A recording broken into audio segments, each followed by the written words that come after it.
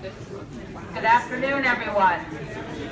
Thank you all for being here. This is really a tremendous turnout. My name is Polly Donaldson. I'm the director of the DC Department of Housing and Community Development, and I want to welcome you to our Vacant to Vibrant auction briefing. First, though, I do want to thank our host here. This is the DC Housing Finance Agency, our partner in financing affordable housing here in the district. Todd Lee, Executive Director, is here. Thank you, Todd, for hosting here. Appreciate it very much. I also want to introduce a couple of our staff members that are here that will be helping with the Q&A portion and presentation on the auction details. Allison Ladd is our Deputy Director. She'll be speaking in just a moment. And Vonda Orders is here from the department and overseeing the PAD division as well. And our videographer is Gwen Cofield, who's our communications director. This is going out on Facebook Live and will also be recorded so that we will be able to share it with you online so that if you have additional questions as things go. I'm delighted to be able to tell you that we are prepared to go live with the auction later this week on the 18th. My job is to tee it up a bit. How many of you were at one of our info sessions last week?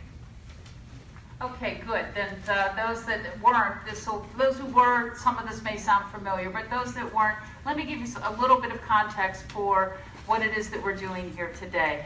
I run the Department of Housing and Community Development.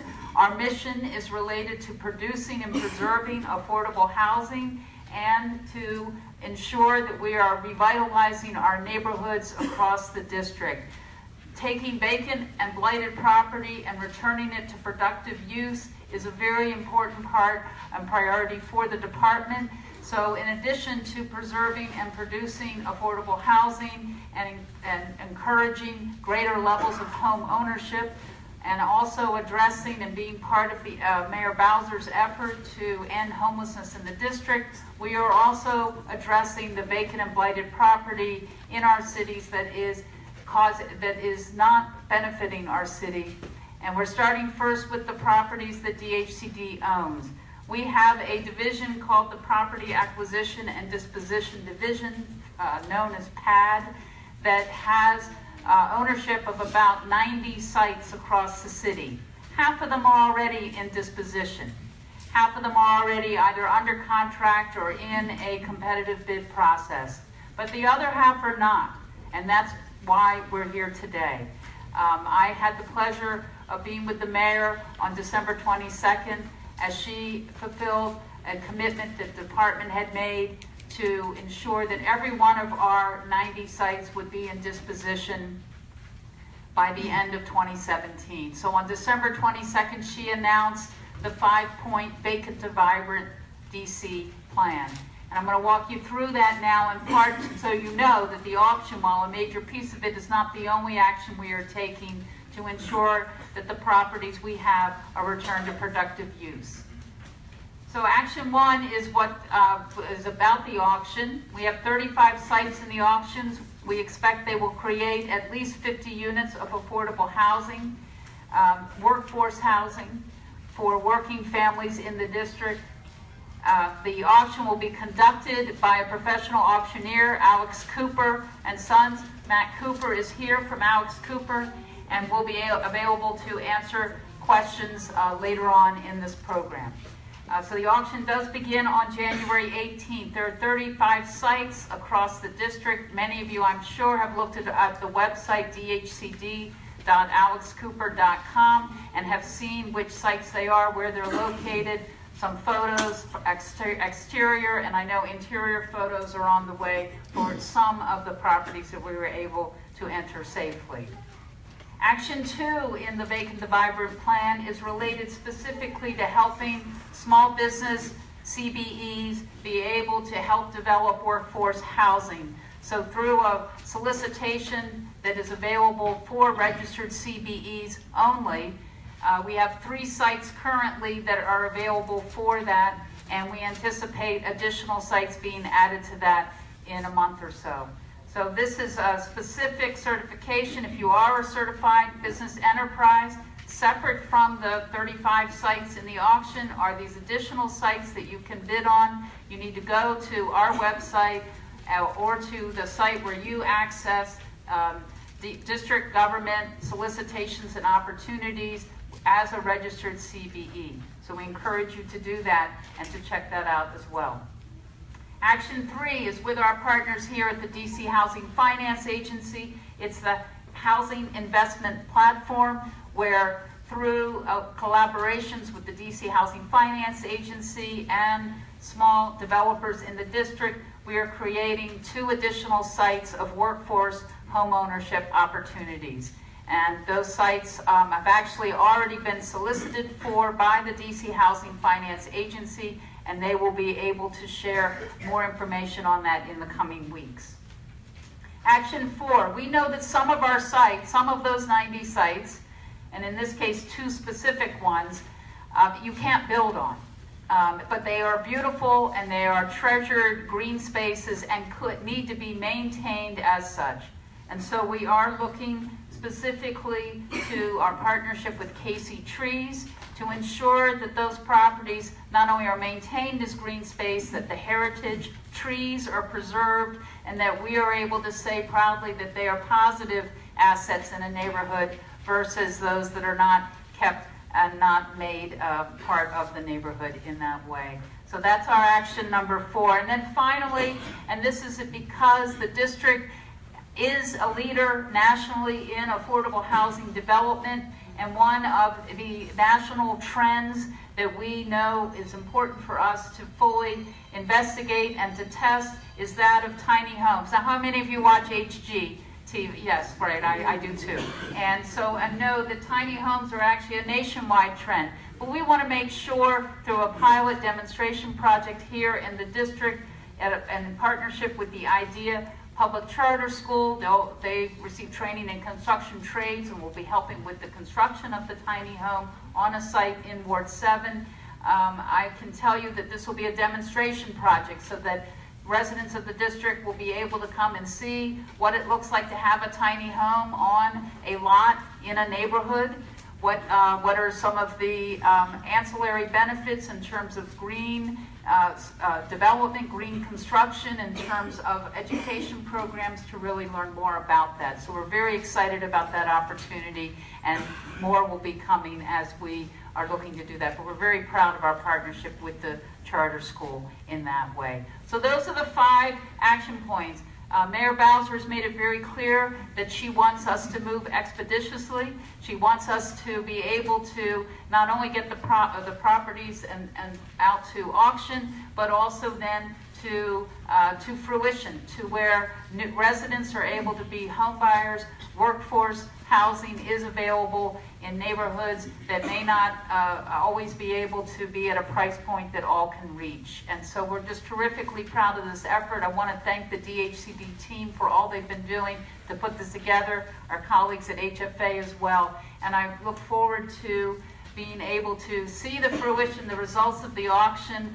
As I said, bidding starts later this week, and more details on that follow right now. So let me turn it over to DHCD Deputy Director Allison Ladd, and she will walk you through the steps of the auction. Thank you, Allison.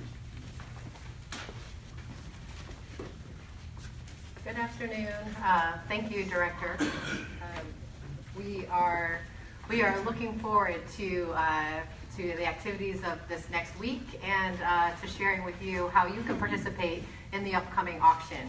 Let me just, before we start on auction details, let's just get a sense of the room.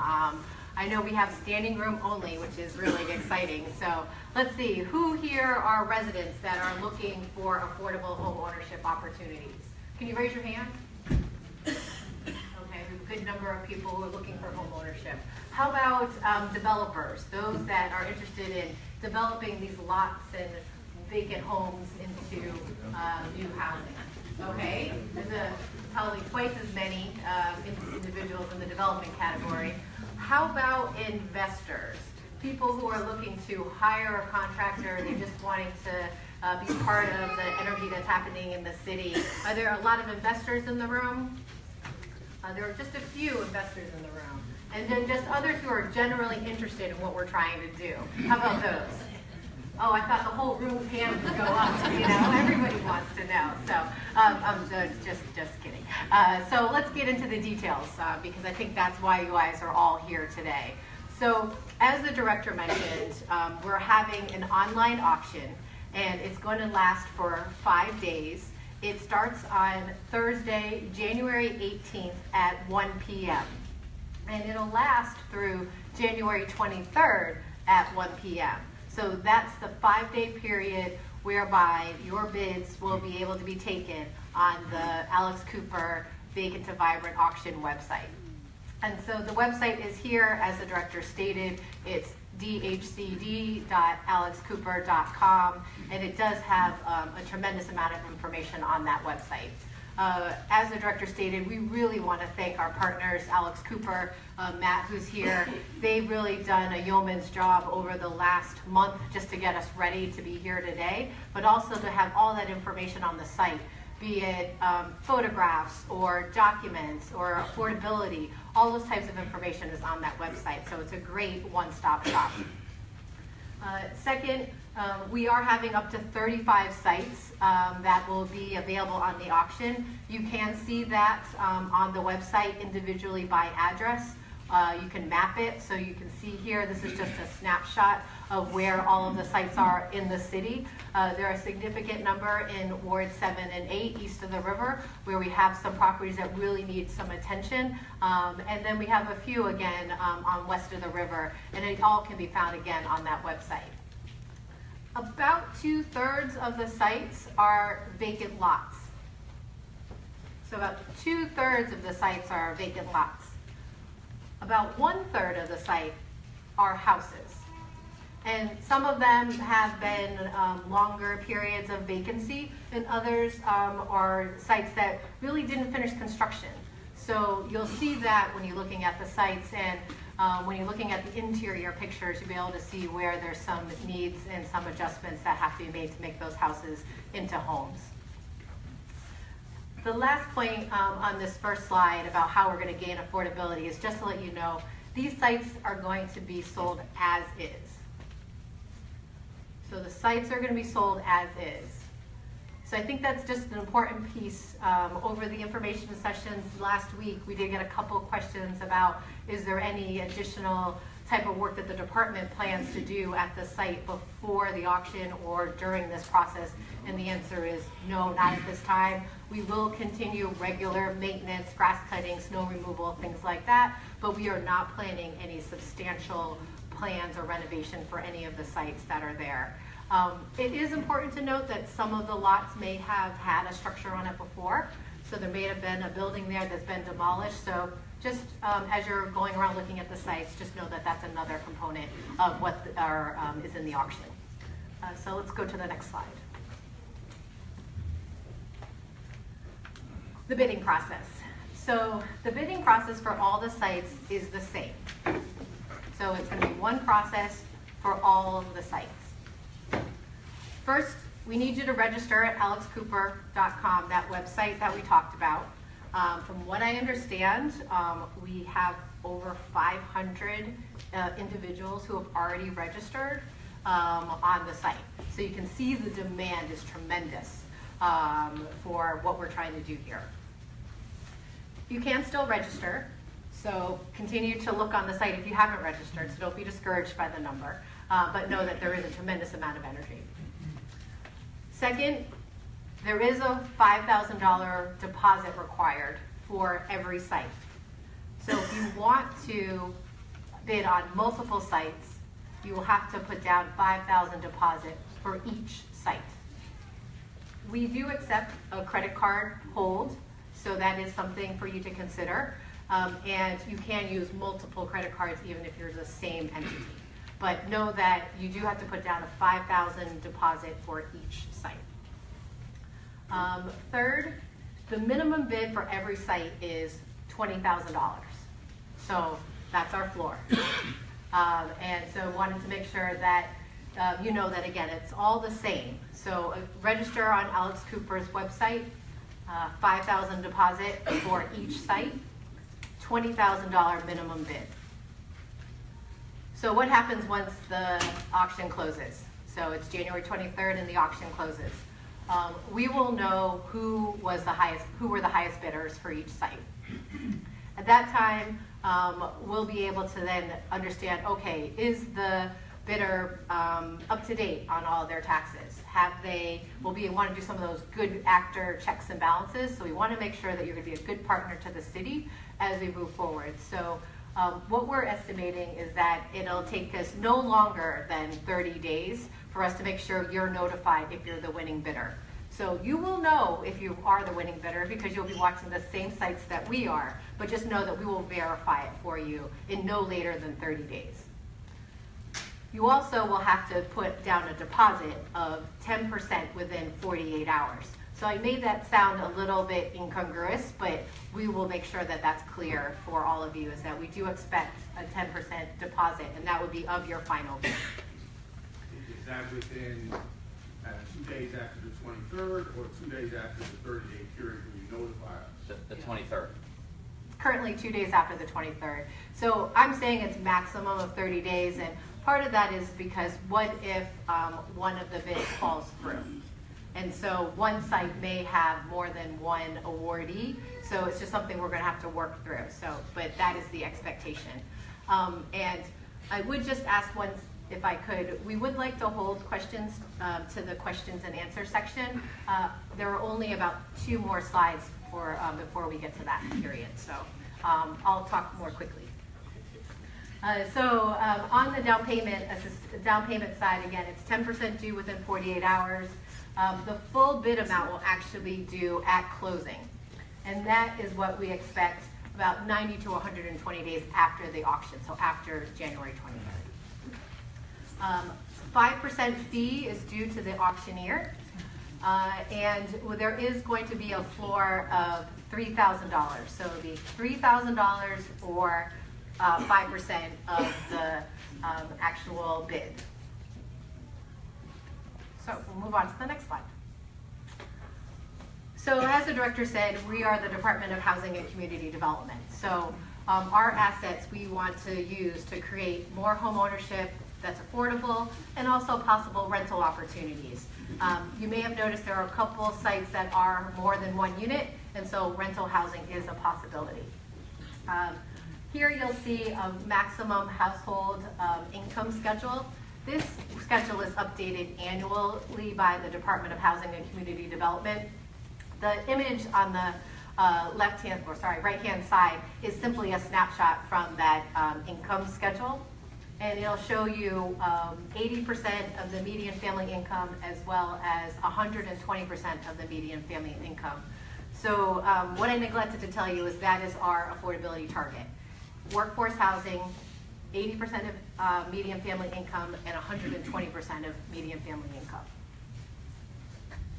The 80% of median family income is just related to those properties that have federal funds. There are about a half a dozen properties that have federal funds in them, and I can tell you initially they are mostly the ones with structures. So the lots are up to 120. The houses are up to 80% of AMI because those already have federal funds in those projects. Let's see. I was trying to tell you what the actual income is, so bear with me. Let me see if I can get closer.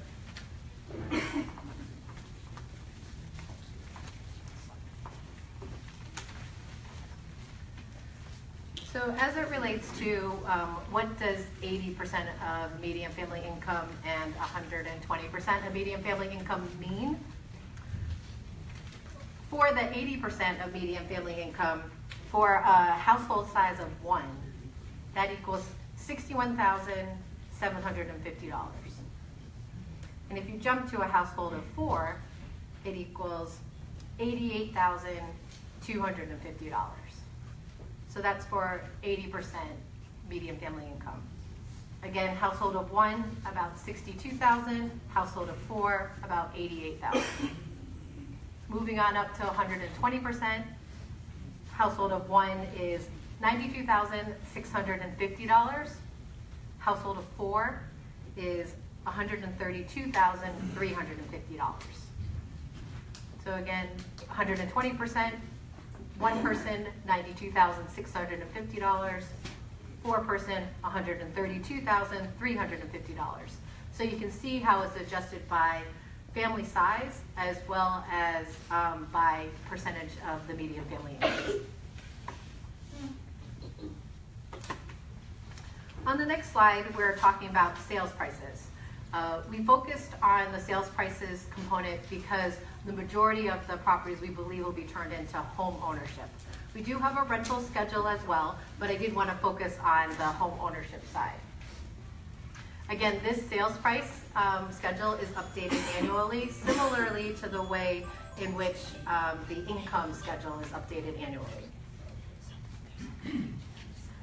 So here, from a detail standpoint, for 80% multifamily units, the maximum purchase price for a 2-bedroom is $284,000. So the maximum purchase price for a 2-bedroom at 80% is $284,000. But say you wanted to build a 4-bedroom unit, then it would be $370,000. Well, $374,000. So let's move on to 120% of AMI. The maximum sales price for 120% at 2 bedrooms would be $442,900. The maximum price for a 4-bedroom unit is $582,300. So these two slides together will be able to show you how you can put together your bid that you'd like to submit, how you reach the affordability requirements, how you're maximizing the land asset that the district is auctioning off to help reach affordability, and then you'll have to take into consideration your construction costs and other things. Okay, moving on to the next slide. Milestones. So this question came up a lot during the last info sessions last week. And so we wanted to give you a sense of development milestones for each of these sites. So I'm going to walk through it one by one, and that way those that may not be able to see the slide, you can hear it. So first, auction. Again, the auction is January 18th through the 23rd. Down payment due 48 hours after the auction. Notification of the winning bidder is, we're looking, I said maximum 30 days, but we're looking to notify you within 3. Winning bidder signs purchase agreement within 3 days of being contacted. Regarding DHCD, DCRA permitting, I know that came up during the informational sessions. We will arrange a meeting with the winning bidders and DCRA between the auction end date and no later than March 18th. So we know that the permitting process is going to be something that we'll need to coordinate and also make sure those that are winning the bid have a point of contact so that we can move swiftly to bring these properties back into homeownership. Public hearing. The DHCD is required to hold a public hearing by our statute, and we will expect to hold that public hearing no later than March 18th. Second, DHCD by our statute is required to also submit the winning bidders to the DC City Council, and that is a 60-day passive approval. So we expect that to occur no later than May 18th, 2018.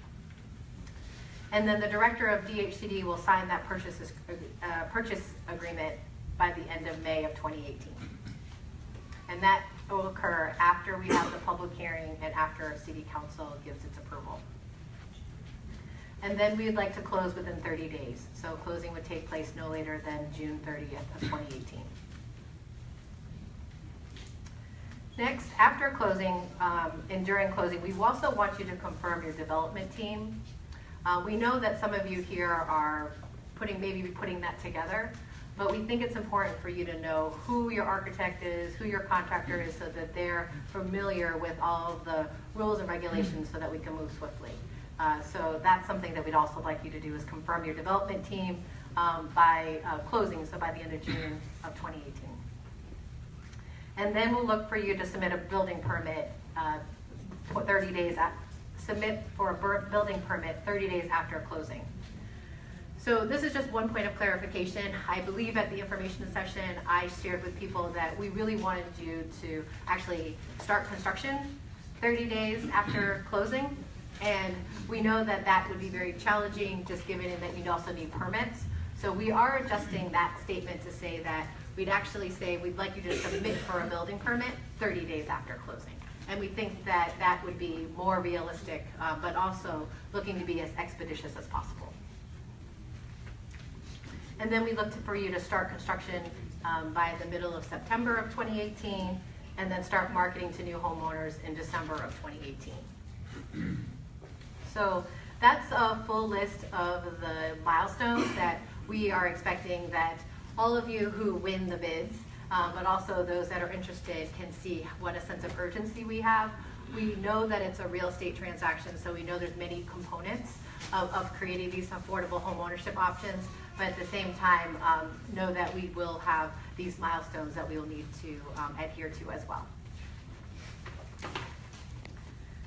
So our next slide is just, again, if you have any technical questions that are not able to be answered today, feel free to email vacant to vibrant.dc@dc.gov, and we'll look to answer the questions by email.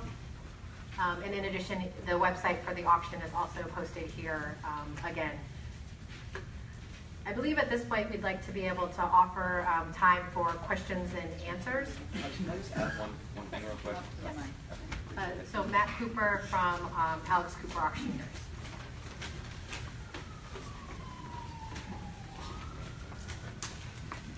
I just wanted to clarify one thing in regards to the registration process.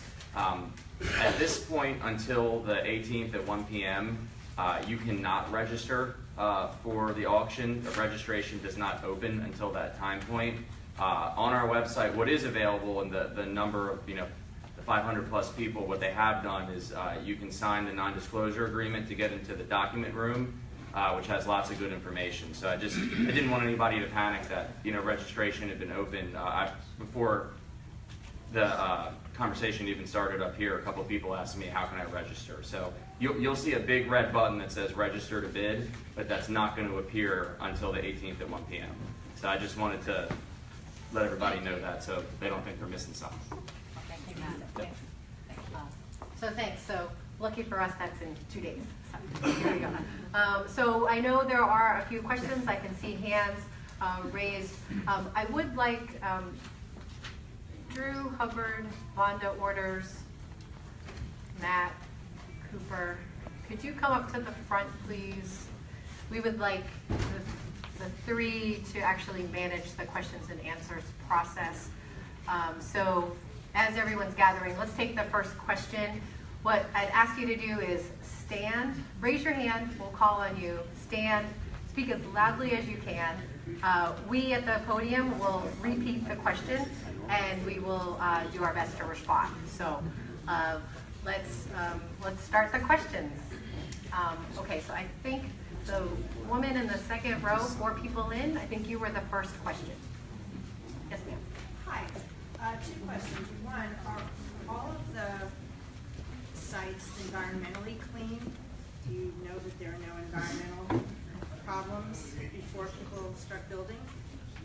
And 2, I don't know if I misunderstood, but your closing or your permits are done by September. Construction starts in September, and you expect that it'll be finished in 3 months? Good question. So 2 things. One, so the first question was, are all the sites environmentally clean? The answer to that is no. There's not a verification of that. What we can tell you is the title is clean, and so we will transfer to you a clean title, but I can't speak to whether or not the sites are all environmentally clean. Okay. Second, because as the director reminded me, remember we are selling them as is. So that will be something that you all will have to take into consideration. Second, your question about the time frame for completion. So the question was construction start September, marketing to new home buyer in December. It's more about the marketing component. I don't think we're expecting the construction to be completed, but we do want to have some active process about how people can access the unit, what are you looking at, because by then I think you'll know what you're going to build or renovate. So that's our intention, is more about the marketing and outreach, less about completion. You're welcome. Okay, second. Gentleman of front row fourth. Yes, sir. Thank you. My question also pertains to the schedule. Is there a chance that the city council may not grant passive approval? How is that a factor in this process? So the question was, is there a chance that city council will not grant passive approval? For the department, in all cases where we submit something, contract, disposition to city council, there is always a chance that the council may not approve what we put forth. But we do put forth the strong recommendation, and I can say at least in the last 3 years, we have not had that challenge, but I can't speak to other than that. So I would say in the last 3 years, we have not had that difficulty, but there are times when that could possibly happen in the lifespan of the department. Yes, let's go still to second row, gentleman, second in. Of the lots that have structures on them, are they all like fit to occupy? I'm requesting the difference between vacant and the Blythe and vacant definition. And then second, if I purchase it as the home buyer, I like the contact in DCRA, but do I have to conform to the schedule if I'm living in it? So good question. So two questions. So the first question was about, I'll answer the second question first. So the second question was about conforming to DCRA if you're a home buyer. So we would like you to work to meet the same schedule, although I do understand that it might be slightly different. So, but we would like to be consistent as far as the schedule completion. And second question, would you remind me what your first question was? These are vacant lots, but as well as the difference between vacant and Blythe and vacant. I was just making sure that if I close it, I can move in that day. Good question. So the second question was, are the properties that have structures on them, what status are they in? I would give you my personal opinion is that they need significant work. As the pictures get posted online, you'll see some of the interiors, but I would tell you that they need significant work and that you would not be able to move into them on day one. So it would be a renovation plan that you'd have to have in place before you would be able to move you or your family into the home. To add to that real quick, just going to add to it from the properties that do not have interior photos in them would be because it was deemed unsafe to go into the property, so you can extrapolate the condition from that fact that we don't have the photos.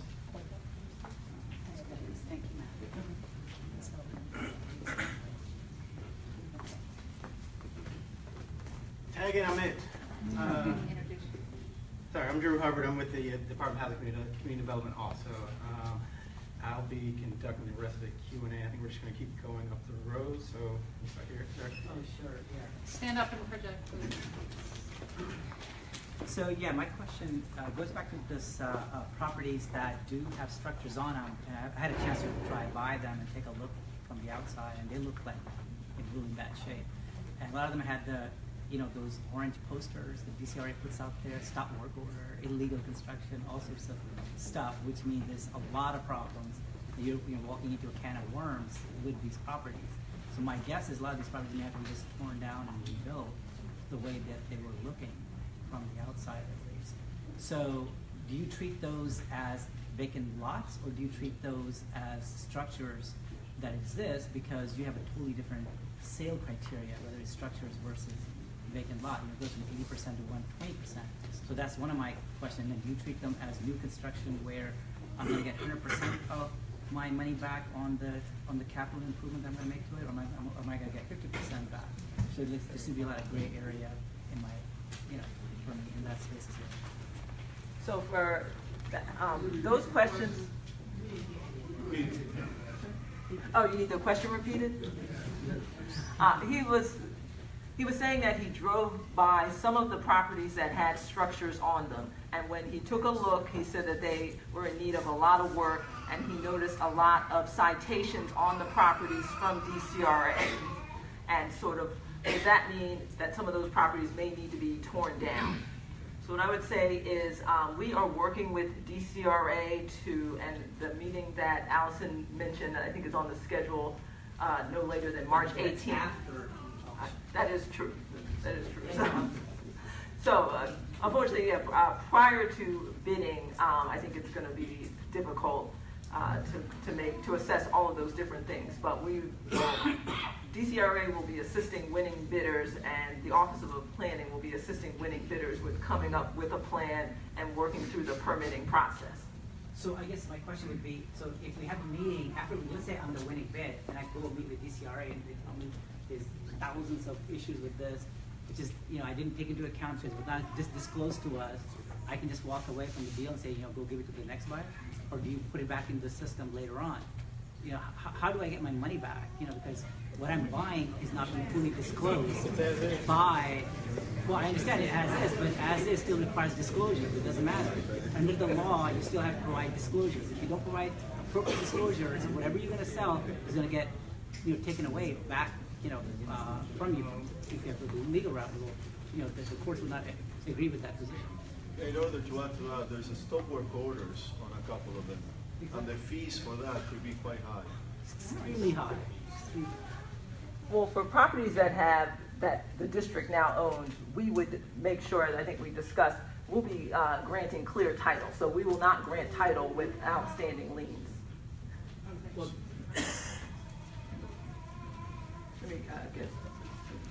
But I think another part of your question was the difference between the 80% and the 120.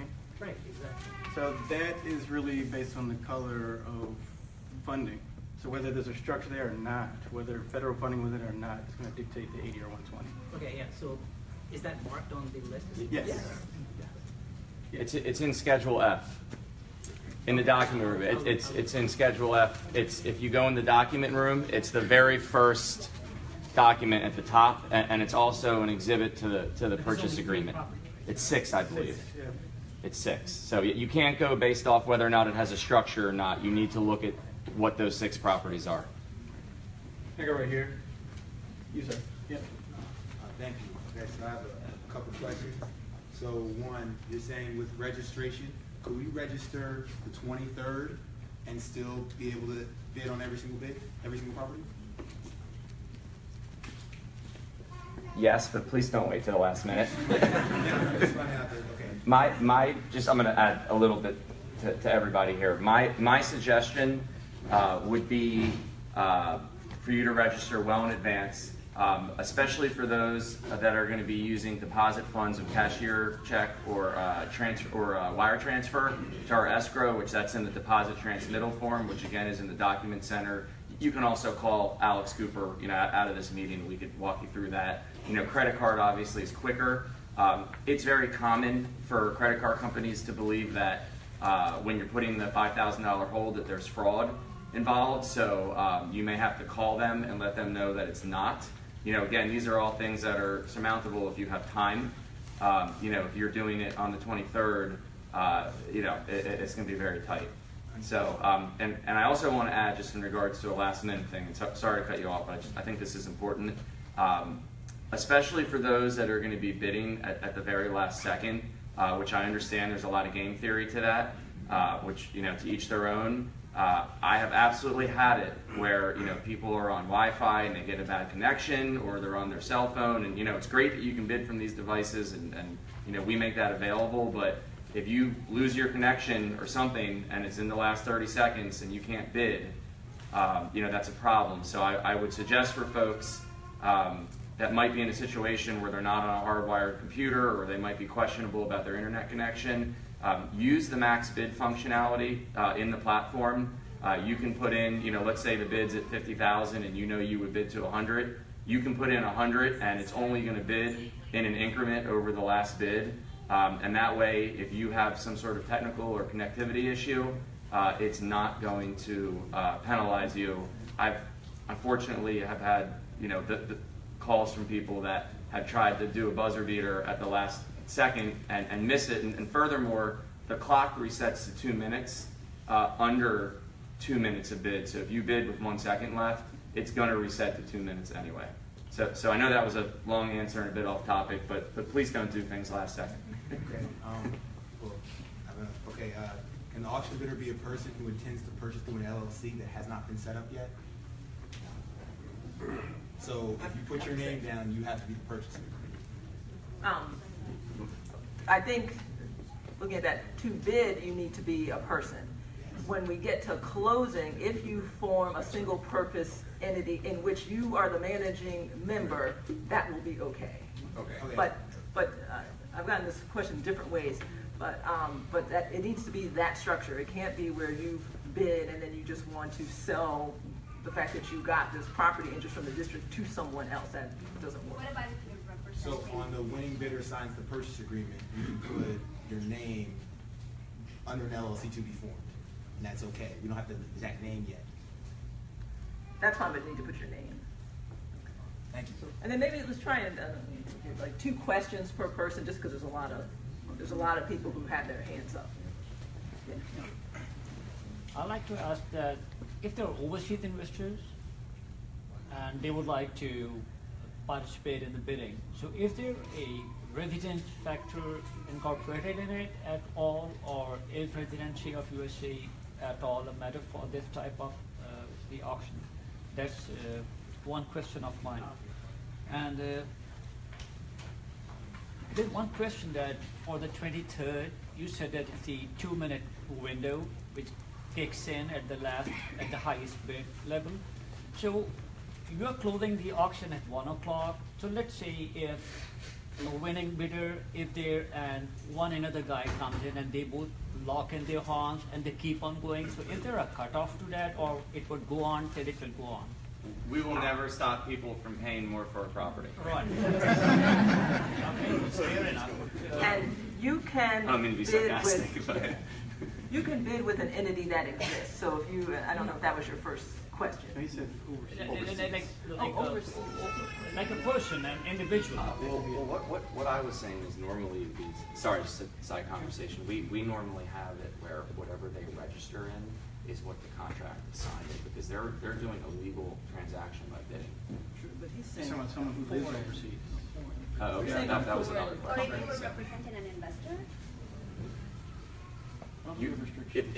If you're going to bid on behalf, the way we normally do it, please cut me off if it's different in this process, is if, and I'm not really answering the overseas question, you know, I guess directly, are overseas participation allowed, or do you have to be okay, she's saying no in regards to overseas participation. So you have to be a United States resident? right. You can be overseas, but you can be a citizen. Okay. Okay, so that answers your first question. So there was some conversation about when you register to bid, what we do when we fill out the contract. So when you're bidding, you are doing something legal. It's an agreement, and so it is binding. So pretend that you are in person. It happens to be online, but you know somebody over here asks, you know, as an agent, can I bid on someone's behalf? Unless you have a power of attorney, no, you cannot do that. You would have to have a power of attorney, and that's specifically in the terms. If you bid, and again, stop me if I'm wrong here. If you bid and you do not follow through with the terms of the contract, you would lose your deposit as damages. And a valid excuse would not be that I was bidding on someone else's behalf, and therefore I'm not responsible, they are. If there was a valid power of attorney and legal, documentations that could take you back on that path, then sure, that would be the case. But if you were bidding on someone else's behalf and you don't move forward with it, then you're the one at fault, not the other party. Well, one last question on this. Just the last one is that if a sale does not go through, like the bidder does not perform in the 10%, right? So the second in line, would that person be obligated to get it, or would it be an option for that person to say no because maybe that guy has changed his mind then? We haven't made a final decision on it. I'm sorry. He asked if the winning bidder, if that person is not able to perform, will the district automatically go to the second or third bidder on the list? And I'm saying that we haven't made a decision on that. Okay, I'm going to go to this. Yeah, let's go. Person there in the middle. Sure. Some of the confused about the whole maximum bid thing. If there's a structure already on the land and it says it's 4 bedrooms or whatever, and you were saying that the maximum bid is, I don't know, 500,000 or something like that, and then you were saying that the price can go up to whatever, we're not going to stop you. Is there a limit on the maximum? I'm kind of No, it's not maximum bid. Depending on what circumstances there might be a maximum. There's a maximum resale or rental value based on AMI level. So the bid price is separate from what you can actually rent or sell it at. So the house has a structure and it's 4 bedrooms. I can convert it into a 10-bedroom, 10-unit apartment or something like that. That's still allowed or no? You have to do a project that can be approved by planning and DCRA. For lots that are vacant and they're not recorded lots, tax lots, I don't know if you have any knowledge of that. How are you sure that you'll be able to go through DCRA and get a building permit? If you have a lot of lots that are the square starts with 800 and they're not recorded, you can't even pull the plat up for them. So how can we get around that and know that you're not buying, dirt? I would say the DHCD will work with you and with DCRA to get that straightened out.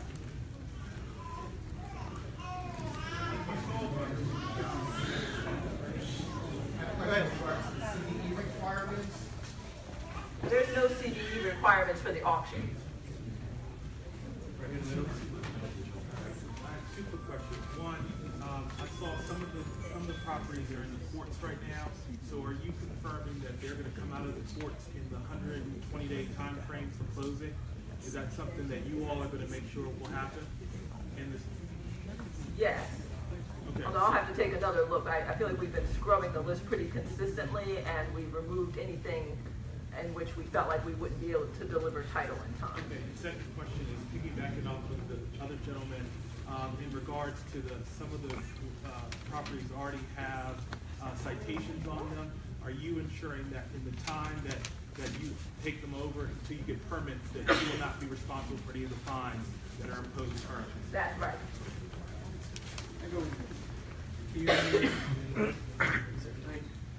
Real quick, I have 2 questions. At what point in the process period is any of the deposits, down payment, 10% or 5,000 refundable? At what point do you get out of the deal if it's not going to work and you get your money back? If you're not at any point, the only way that and please overrule me if I'm wrong. The only way that I'm aware that the purchaser would be able to get any of their deposit refunded would be in the event that the district cannot give free and clear title. Okay. All right. The next question is, on the 80% units, is there any DHCD grant money that would help with the 80% unit for home buyer? No, not to purchase and not to renovate. Depending if you're doing a project as for sale, your home buyer may be able to qualify for the home purchase assistance program, which also comes through the agency. So that would be available. But there is no 15-year forgivable grant money attached to the 80%. No. Okay. And then my last question is, just to clarify, I just want to make sure I'm clear on this because we have a whole home buyers club in Manor. The gentleman that was sitting here was speaking as though he was going to purchase the property as an owner-occupant and he was going to live in the property. Okay, so he was going to do this by himself, not as a developer or anything else. In doing that, he still would have, or the home buyer or the person would still have to meet all of the covenants and all of the other criteria that is met, including the income, even though they were going to live there. Is that? That's right. Okay. If someone participates in the auction and you purchase the property and the intent is to renovate it and then live in it, you need to either A, also qualify for the affordable housing component, as in you meet the income requirements, or you need to have a deal structured in which, let's say you're building a 3-unit, you can build a 3-unit property, you can live in 1 unit as a market rate unit, and then the other 2 can be affordable. So it needs to, you still need to meet the affordable requirement in some form. Go over here in the back in the middle. Okay, 2 questions. So in the affordability covenant, they use language where they say it's in perpetuity, but then I thought it's cut off after maybe 15 or 40 years, depending on. So I see a conflict there. Can you clarify on that?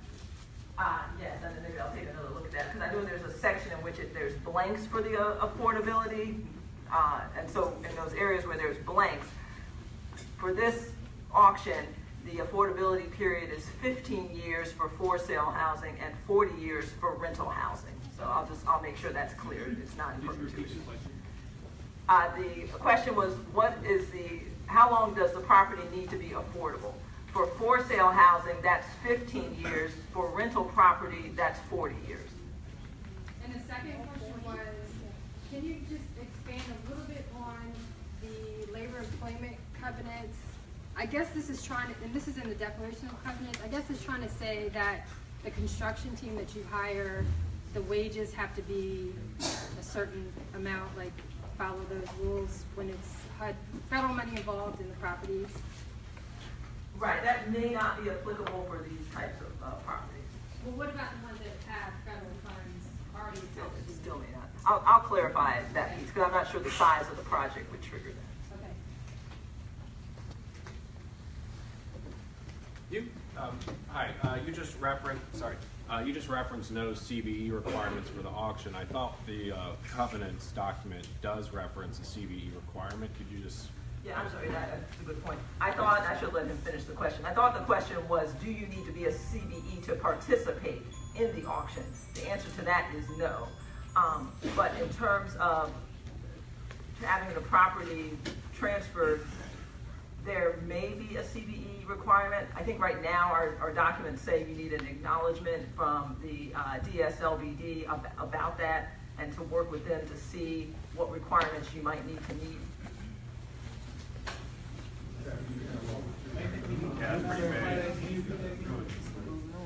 We're saying that you'll need to comply with what the Department of Small Business, Local Business Development, what they require for these projects. I can't say definitively that you will need to find a CBE partner for these properties, but you'll need to call that office to see. In terms of the contractor that you use, or in terms of the purchasing entity? The contractor that you use. Way over there. Yeah, still a question about the construction milestones. It seems like the developer could be in default if they don't start construction within 45 days or 40 days of the declaration of covenants. May I suggest that that's kind of subject to meeting of the DCRA, because that's a big question mark in your, the title of the property is compared to DCRA. I agree with you. Is that going to be changed in time? We will change it in we'll change it in the documents. Initially, closing was not going to happen until you got your permits, but I think the sense now is that we will let people close and apply for the permit, so I'll make that change.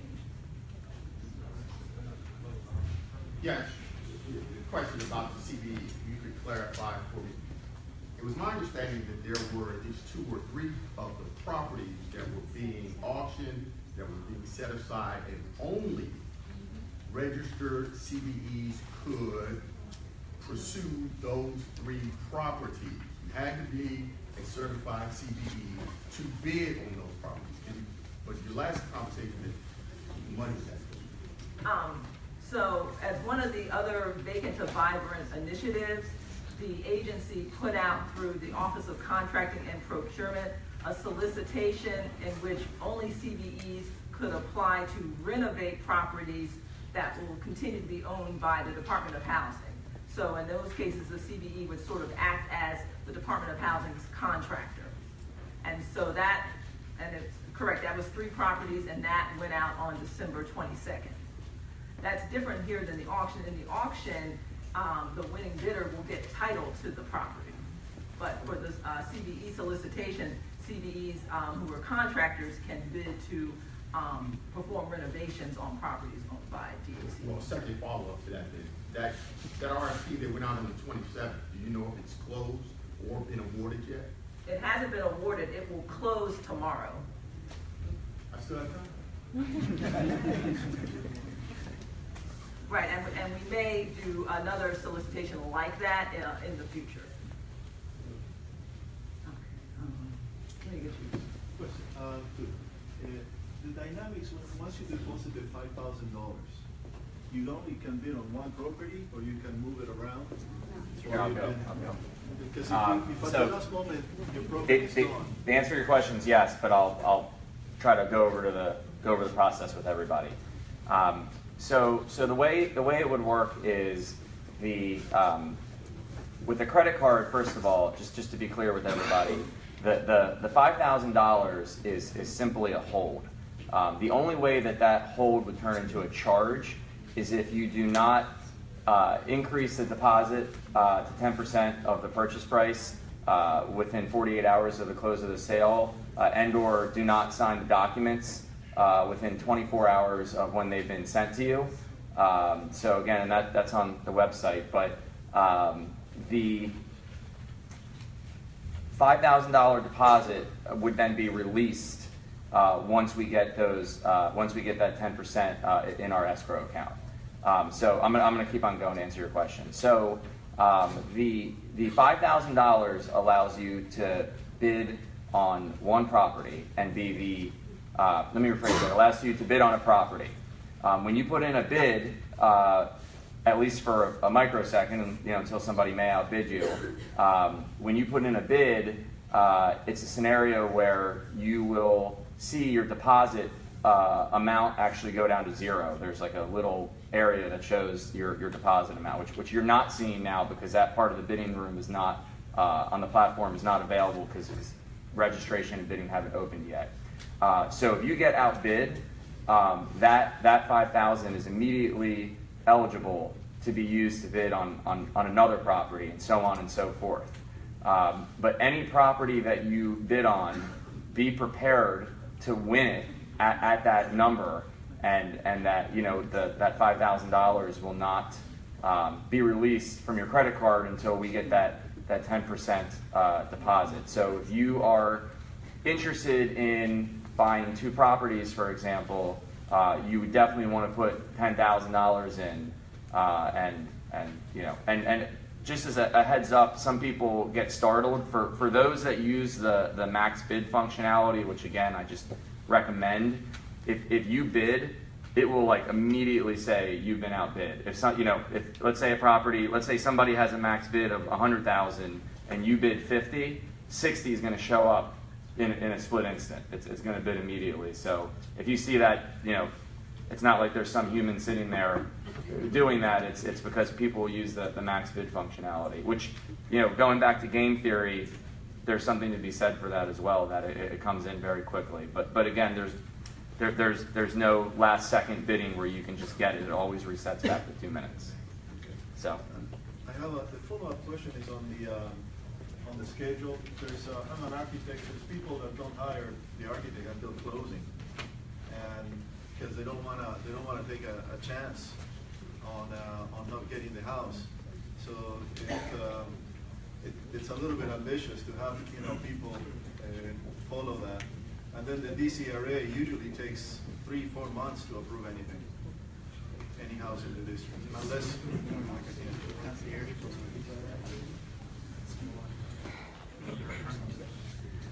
So in terms of the closing and the development team, I do think we will allow, if closing's by June 30th, I think we will allow until July 30th to submit for the building permit.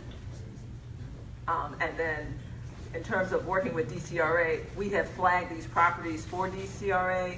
Part of the reason they're doing the meeting on March 18th is to help walk people through the process. And so we definitely anticipate that we will do whatever we can, and DCRA is committed to doing this as well, to move these properties through as quickly as possible. Now, they're going to tell you that, kind of like to your point, if you don't hire an architect until very late in the process, or you don't hire an architect who's familiar with the process and then is not able to produce drawings that can be approved or not able to respond to comments quickly, that will hold you up. But DCRA is committed to reviewing plans right away.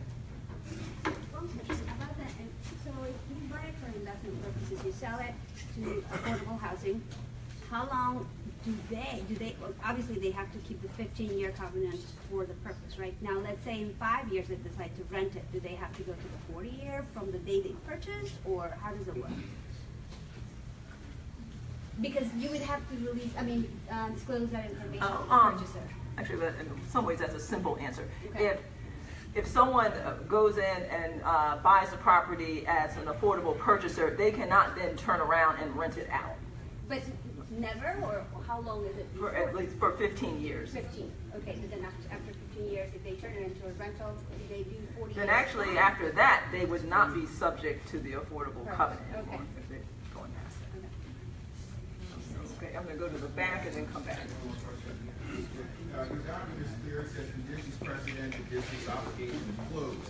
5.2.1, obligation of the district to convey the property and perform other obligation is required to perform on the closing date shall be subject to the conditions precedent stated below. Letter C states developer shall obtain a fully executed CBE acknowledgement or agreement if applicable. So CBE acknowledgement is an acknowledgement from DSLB notifying you that you are a certified CBE. Is that not correct? We know of no other program that they certify businesses or developers. That's correct, but then again, at the end of it says if applicable. So that's my point is I can't speak for certain in terms of what those requirements will be. It takes them 3 months to approve a CBE, though. They do. It seems like the bidder has to be a CBE. We understand that you're not saying that you don't know what the requirements to meet that obligation is. What we're asking is that obligation, once fulfilled through that office, a requisite to be a developer in this program. That's what it states. Okay, at this point, I want to say two things. That we're not requiring, we're not making the auction subject to being a CBE. If we were to do that, then we kind of have to start over. So for now, we are not limiting the auction to CBE. That being said, I suppose if DSLBD comes back and says that you need to become a CBE, then we would have to then allow you to become a CBE. But Let's stop you. oh no, it won't. It would not stop you. It would not stop you. And I feel as though the agency would then try to assist in terms of. I also can't say the agency will waive those requirements for you too. I'm not sure if that's true, but we would certainly work with you to be able to make this deal work. Is that document required to close?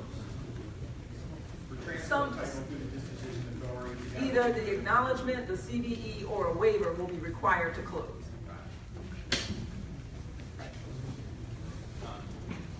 Going back to the question about the state of the properties, specifically, I know there's one property that the developer went into default and went to court, and are we to assume that the structure as built, even though it's unoccupied, it's never been occupied, is legal through DCRA zoning, because in between zoning codes have changed, or do we start from scratch with DCRA and permitting? Like, we can't take anything that's built as being existing. For purposes of his question is that there are several properties on the list in which and these are properties with structures on them in which some form of renovation has been done. But that, in that case, those properties were then acquired by the Department of Housing as part of a settlement with the Office of Attorney General. And so the issue is that where some of those renovations are no longer to code, well, I guess there be an ability to sort of grandfather that in, or can those structures be assumed to be legal? I would say, for purposes of bidding, I would not assume that to be the case, and I would look at a possibility where that may need to be torn down.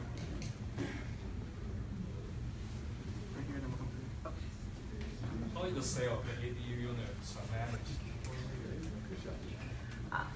Through the Department of Housing and Community Development, there is an office that helps with administering the affordable dwelling units and the inclusionary zoning program.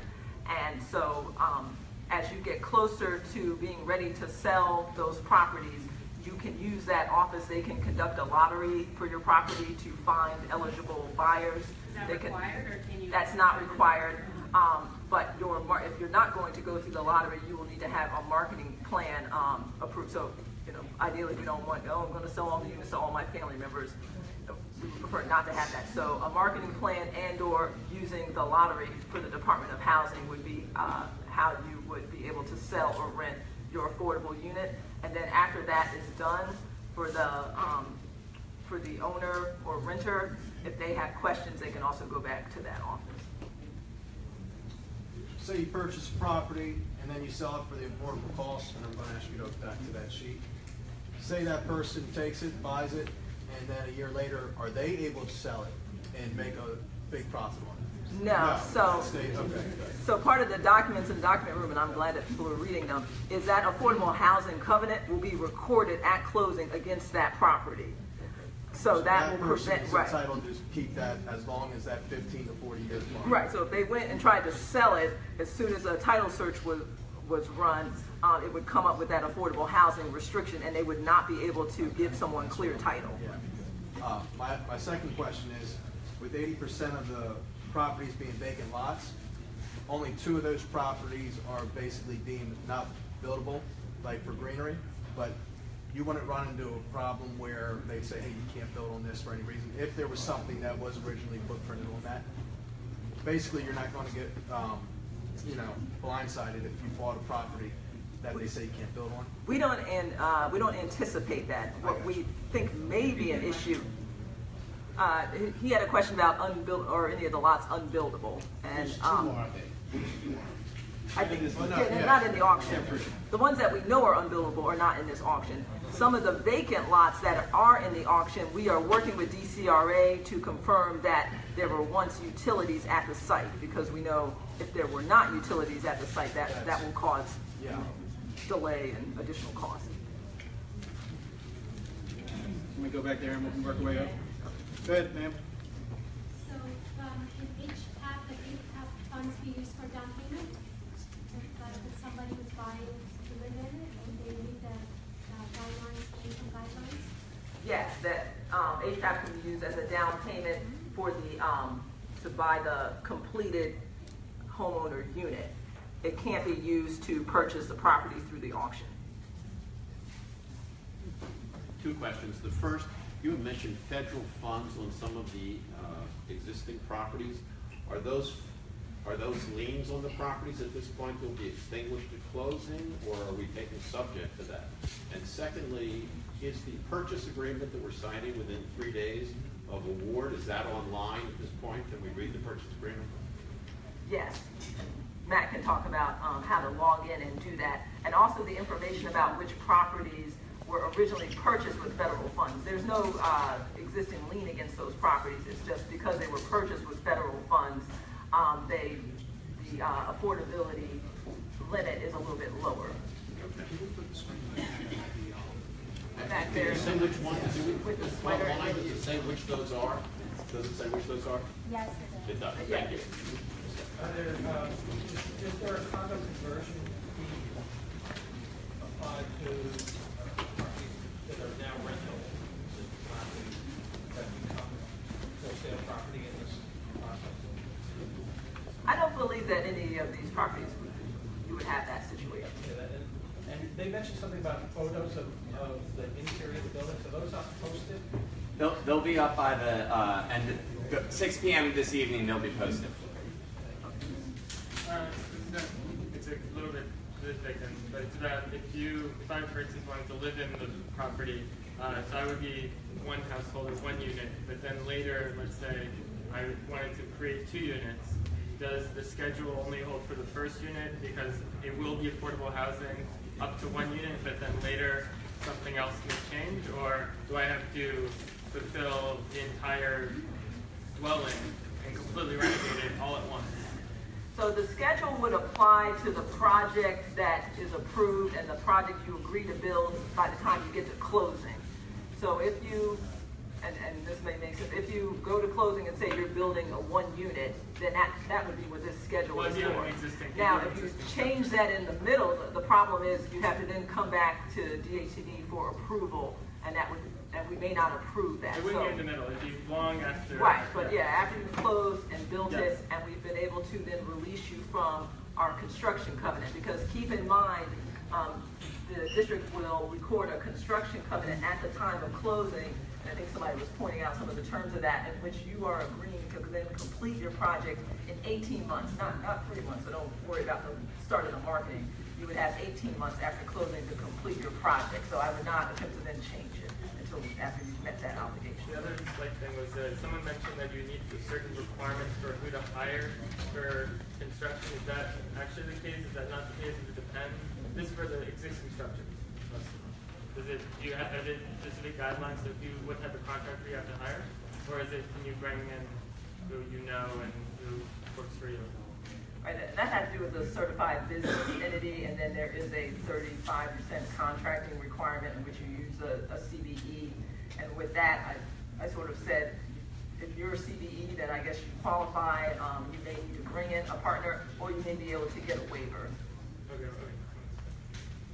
I think you were talking about my question about the labor costs. Oh, okay. Yeah, like who actually has, like if I need to hire an electrician, does it have to be a specific type of, exactly. I don't believe that Davis-Bacon, that's the federal, it does. The federal Davis-Bacon requirements will not apply to these. Okay, because they say it's federal funds and not even yeah, so I will, I'll make a couple of edits to the construction covenant, and then that'll come back up and go out to everyone. Thank you very much. Can I use it as a segue real quick about the document room?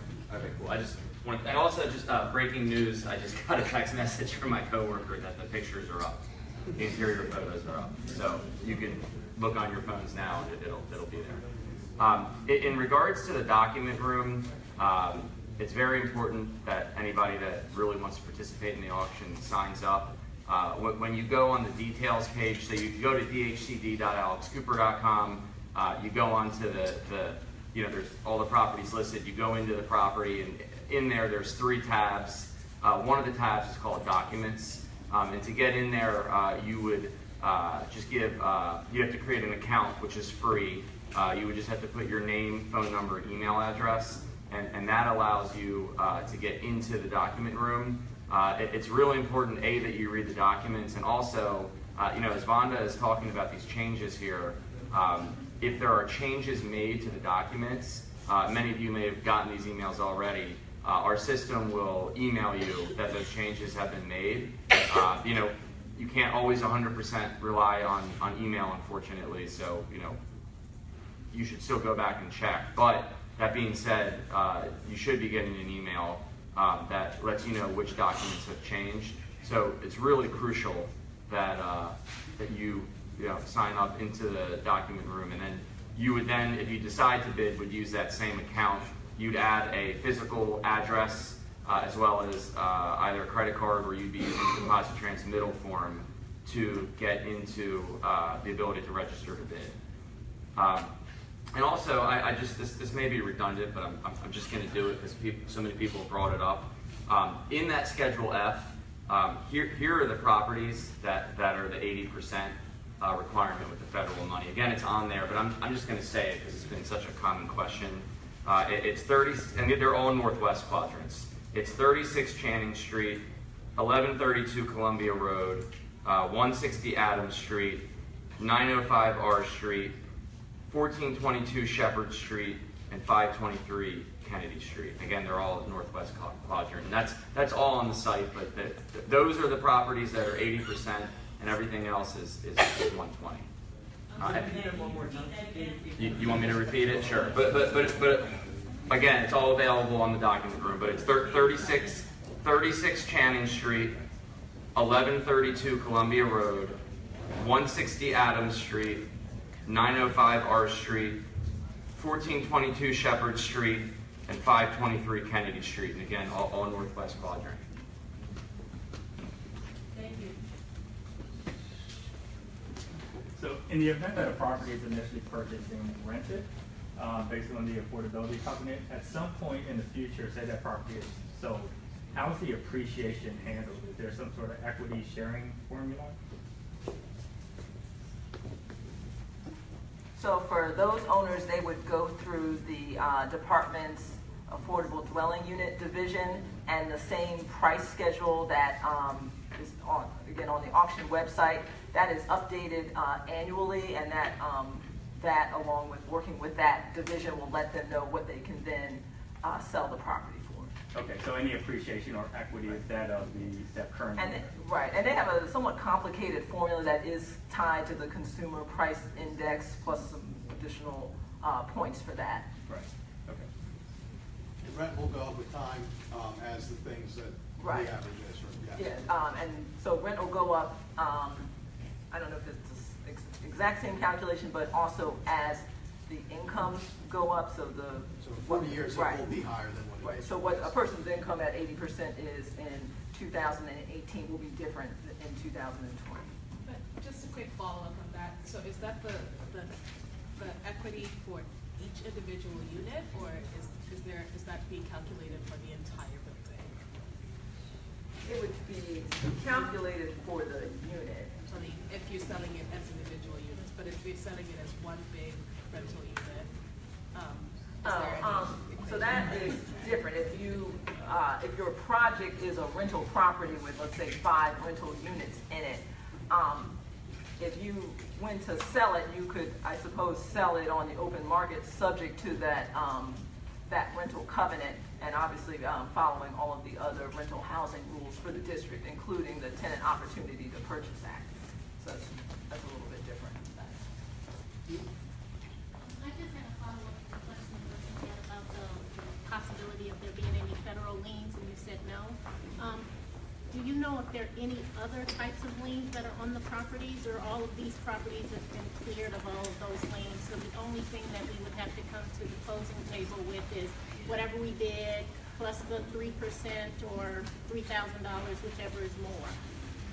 That's correct. So the district will make sure that it can convey clear marketable title at closing. Okay, so clear title means no liens either.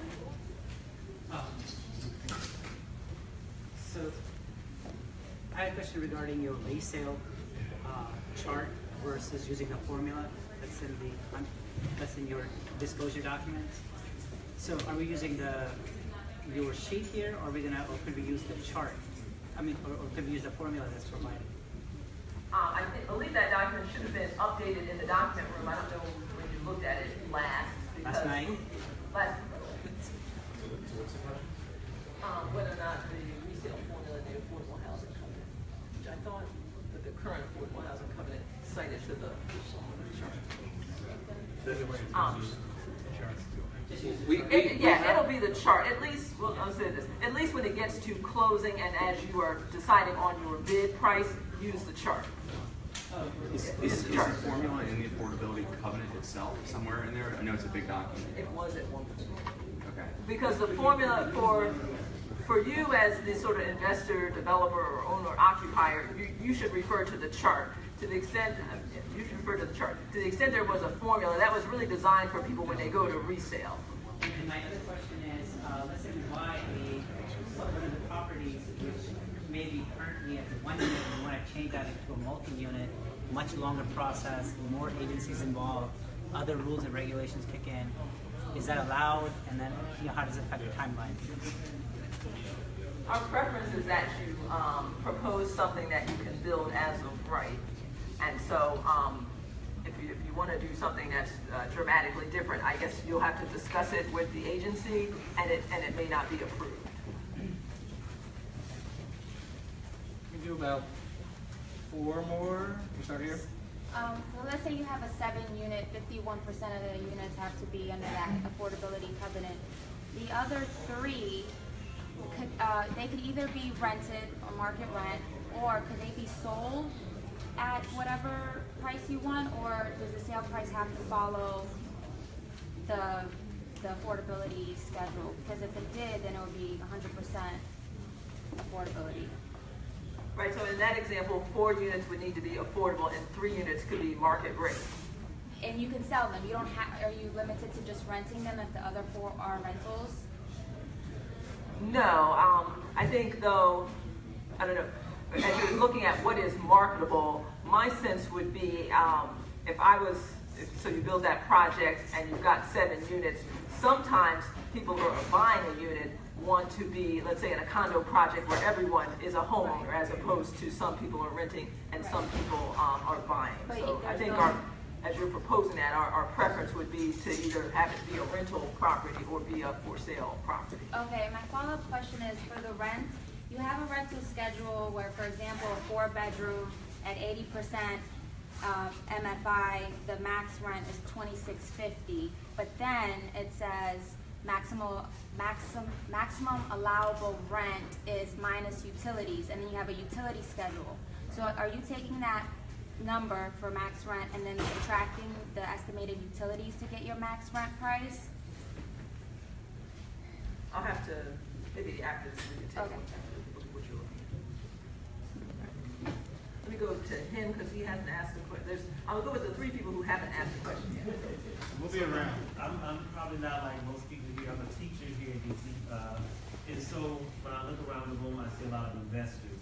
And when I look at the online auction process, I'm looking at it from the sense of a homeowner.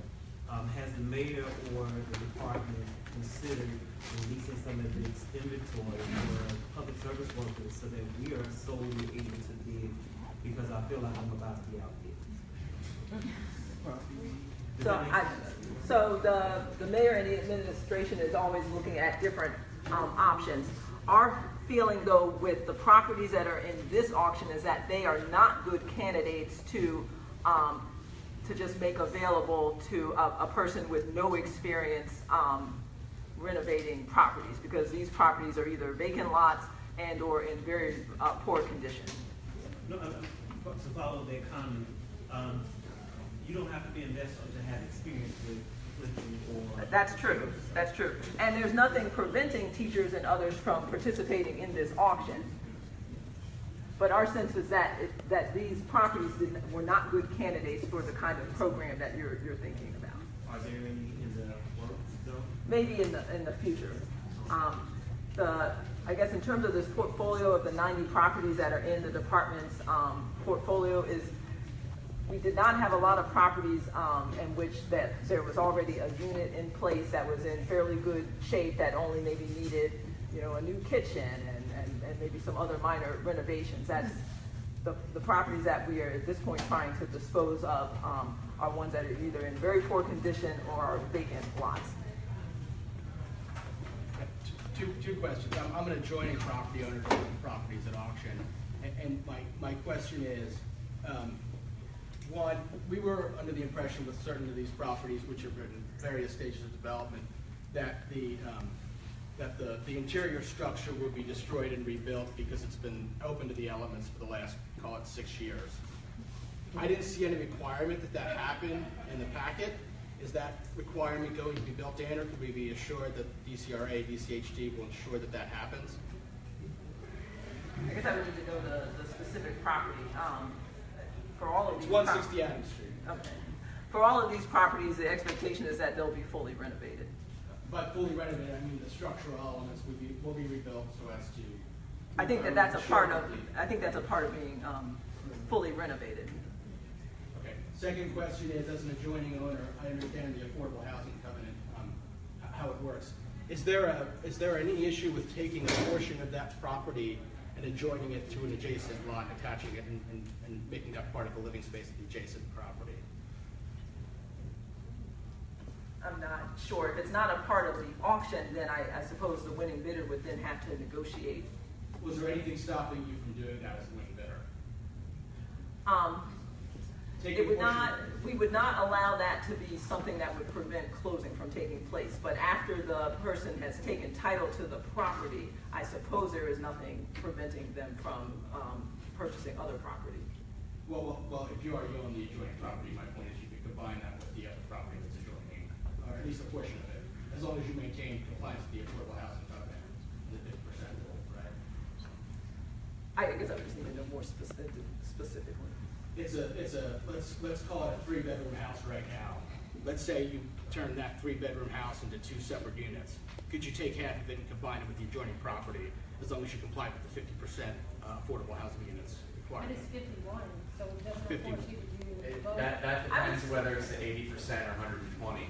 The 120 is 50. Oh, Adams is you're right. Okay, you're right. I would say no. Just to keep things simple, the intent is you can bid on property that is currently owned by the district and available through the auction, and then propose a project in which that property is the only property necessary in order for you to complete your project. Right. Okay. So you could do though 2 affordable units and take one of them for yourself. Yes, that you could.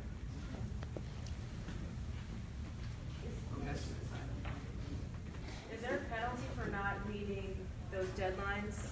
And then second part to that, upon resale, so you're expecting completion of construction within about 18 months. Is there a deadline after that for resale?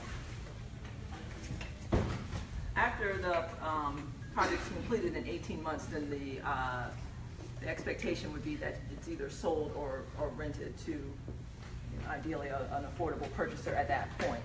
In terms of penalties, our construction covenant does allow the district to take the property back if there's a complete failure to complete the project. So that's a part of any disposition with the Department of Housing, and really any disposition with the district. If the district conveys property to a private party for a project, the district almost always has a right to re-enter and take it back if it's not successful.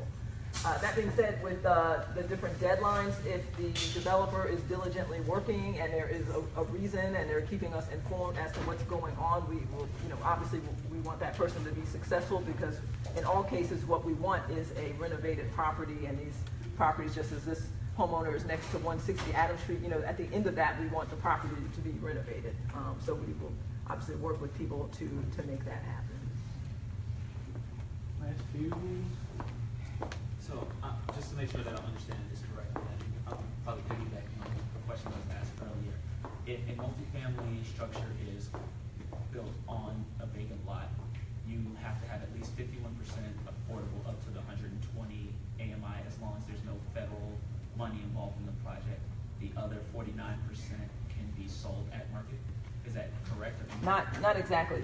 If it's a property that is not one of those 5 or 6 that Matt mentioned that are the federal ones, then 50% of the units need to be affordable. So if you built 2 units, one needed to be affordable and one could be market rate, and the one that's affordable can go up to 120% of area median income. Okay. And with that being said, I believe the young lady asked if one could be rented and one could be sold. Is that correct or incorrect? That is correct, but as I said to her, the preference would be it either be for sale or rented. But so we will take a look at the project. Okay. Take one more. You said the rental covenant is 40 years. Right. Okay. Last one right here. So to piggyback, We'll be around. So to piggyback on what he was saying, let's just say. We'll take one more since he already asked questions. Go ahead. You're doing a 7-unit building. You want to keep 3 market and 4 affordable.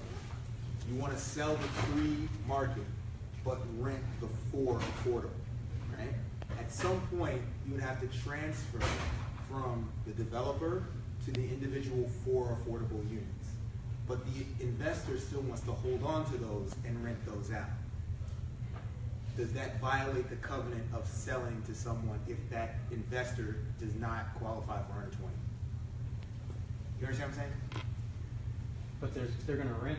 They plan on renting. But at some point, a transfer has to happen legally. I think it's okay for the investor to continue to own those 4 units and maintain them as rental properties. Thank you. Last one. Thank you so much. I want to speculate a little bit on the actual auctioning of it. I don't know if you've done one in DC before. My question would be, speculating a little bit, do your properties, trying to look into the auctioning, do they normally go for maybe what the CMAs are or the appraisal values? Do you have any idea typically what properties? So I'm trying to think in terms of actually. So I'll focus. I'll focus on my 2 cents in regards to this auction because that's why we're here. While looking at CMAs, our competitive market analysis for the market rate units is an important thing because they will be reflected with market rates.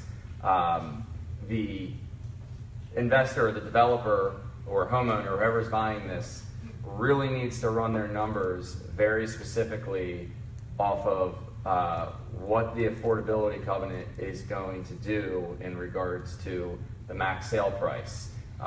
If the max sale price, which specifically I think in all those Northwest ones we mentioned, is over potentially, the market would bear over what the affordability covenant is limiting you to, then you need to ignore what the market sale prices are and price per square foot or whatever it may be in the area and pay attention to your product that you're developing because you're in a unique situation. So my hope is when everybody bids that they're paying close attention to that and they're bidding with that in mind, because if you're bidding and not paying attention to the limitations of the max sale price or the max rental price of the affordability covenant, and you're just going based off of market rate, it's very likely in some of these locations that you are going to be in the red at the end of the project, may not be able to complete it, whatever it may be, it would result in you not being successful. So please just be very cognizant of that. You would never hear me dampen a sale price in a regular market rate private sale, but I really want to see the district's auction be successful, and in their mind what's successful is getting these affordable units to market. And if you overpay and you're not paying attention and you haven't crunched your numbers and then you get halfway through the construction and can't finish, nobody wins. So pay attention there, please. We'll be around after and answer more questions. I want to be respectful of folks' time, but thanks for coming out.